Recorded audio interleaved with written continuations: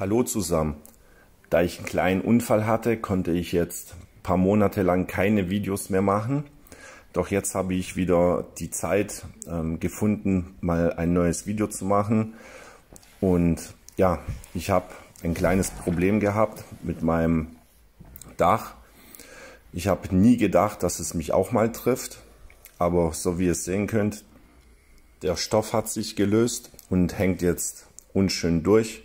In diesem Video möchte ich euch zeigen, wie man so einen Himmel ausbaut und wie man ihn kostengünstig und eigentlich sehr schnell wieder reparieren kann.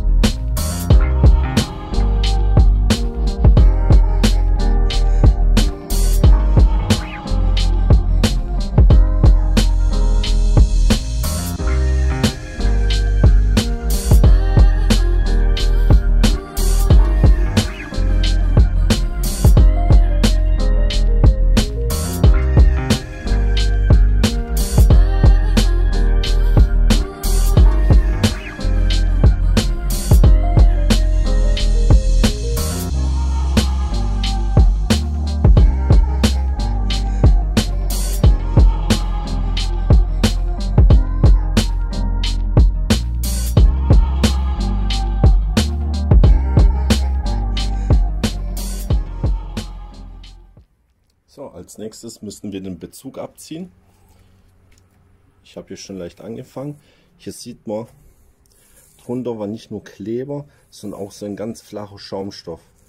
Der ganze Schaumstoff muss leider auch weg, sonst hält der neue Sprühkleber nicht mehr auf dem Material und der Himmel löst sich nach kürzester Zeit wieder ab. Jetzt mache ich das mal komplett weg.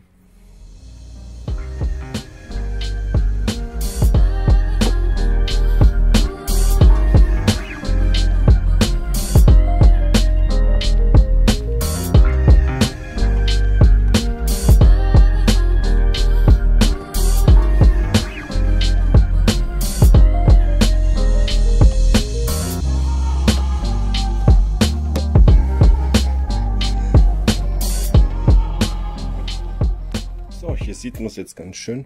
Das ist die Seite, die sich abgelöst hat. Da hat sich der Schaumstoff einfach gelöst und der Himmel kam runter. Jetzt müssen wir den ganzen Schaumstoff entfernen und dann kann man anfangen, den Himmel wieder zu kleben. Ich mache das jetzt hier die Hälfte, einfach aus dem Grund, jetzt habe ich schon die Position von dem Stoff, wie er auch richtig hingehört. Dann spare ich mir nachher das Ausrichten. Ich mache jetzt zuerst die rechte Seite und dann mache ich die linke Seite.